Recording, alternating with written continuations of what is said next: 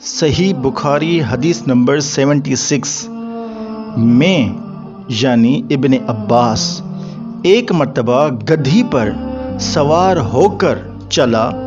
اس زمانے میں بلوغ کے قریب تھا۔ رسول اللہ صلی اللہ علیہ وسلم منا میں نماز پڑھ رہے تھے اور آپ کے سامنے دیوار کی آڑ نہ تھی،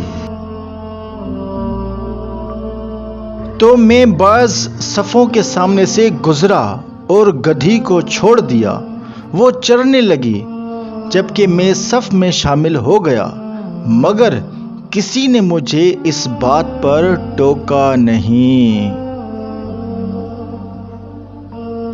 صحیح بخاری حدیث نمبر 77 ایک مرتبہ رسول اللہ صلی اللہ علیہ وسلم نے ایک ڈول سے منہ میں پانی لے کر میرے چہرے یعنی محمود بن ربیع پر کلی فرمائی، اور میں اس وقت 5 سال کا تھا۔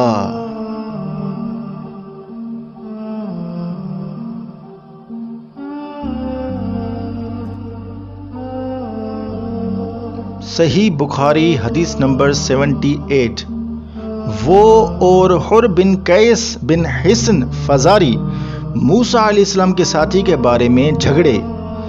اس دوران میں ان کے پاس سے ابی بن کعب گزرے تو ابن عباس رضی اللہ تعالی عنہما نے انہیں بلا لیا اور کہا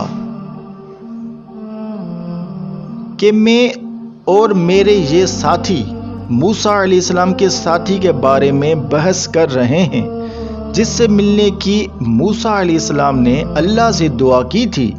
کیا آپ نے رسول اللہ صلی اللہ علیہ وسلم کو کچھ ان کا ذکر فرماتے ہوئے سنا ہے؟ ابی نے کہا کہ ہاں، میں نے رسول اللہ صلی اللہ علیہ وسلم کو ان کا حال بیان فرماتے ہوئے سنا ہے۔ آپ فرما رہے تھے کہ ایک بار موسیٰ علیہ السلام بنی اسرائیل کی ایک جماعت میں تھے کہ اتنے میں ایک شخص آیا اور کہنے لگا، کیا آپ جانتے ہیں کہ دنیا میں آپ سے بھی بڑھ کر کوئی عالم موجود ہے؟ موسیٰ علیہ السلام نے فرمایا کہ نہیں۔ تب اللہ تعالیٰ نے موسیٰ علیہ السلام پر وحی نازل کی کہ ہاں، ہمارا بندہ خضر علیہ السلام علم میں تم سے بڑھ کر ہے۔ تو موسیٰ علیہ السلام نے ان سے ملنے کی راہ دریافت کی۔ اس وقت اللہ تعالیٰ نے ان سے ملاقات کے لیے مچھلی کو نشانی قرار دیا اور ان سے کہہ دیا کہ جب تم مچھلی کو نہ پاؤ تو لوٹ جانا، تب تم خضر علیہ السلام سے ملاقات کر لو گے۔ موسیٰ علیہ السلام دریا میں مچھلی کی نشانی کا انتظار کرتے رہے۔ تب ان کے خادم نے ان سے کہا، کیا آپ نے دیکھا تھا کہ جب ہم پتھر کے پاس تھے تو میں وہاں مچھلی بھول گیا اور مجھے شیطان ہی نے غافل کر دیا؟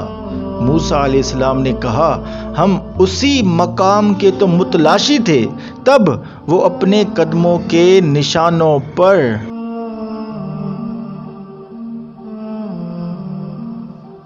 باتیں کرتے ہوئے واپس لوٹے۔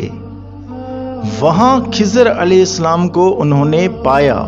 پھر ان کا قصہ وہی ہے جو اللہ تعالیٰ نے اپنی کتاب یعنی قرآن مجید میں بیان فرمایا ہے۔ صحیح بخاری حدیث نمبر 79 آپ صلی اللہ علیہ وسلم نے فرمایا کہ اللہ تعالیٰ نے مجھے جس علم و ہدایت کے ساتھ بھیجا ہے، اس کی مثال زبردست بارش کی سی ہے جو زمین پر خوب برسے۔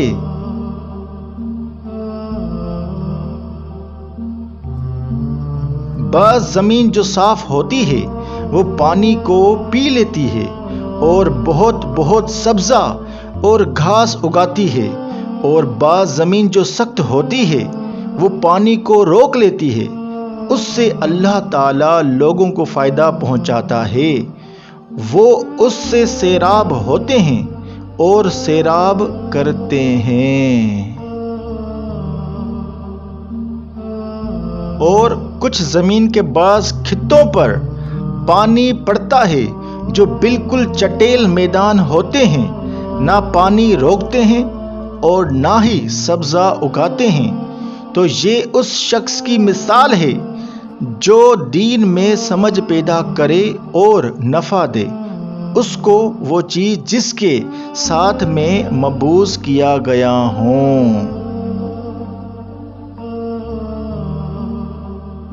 اس نے علم دین سیکھا اور سکھایا، اور اس شخص کی مثال جس نے سر نہیں اٹھایا یعنی توجہ نہیں کی، اور جو ہدایت دے کر میں بھیجا گیا ہوں اسے قبول نہیں کیا۔ صحیح بخاری حدیث نمبر 80۔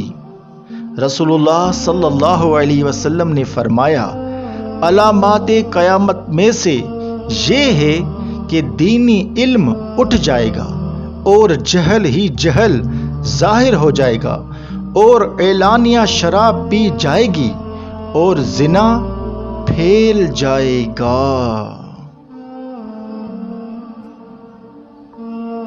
ویڈیو دیکھنے کے لیے شکریہ۔ ویڈیو شیئر لازمی کریں اور ثواب کمائیں انشاءاللہ عز و جل۔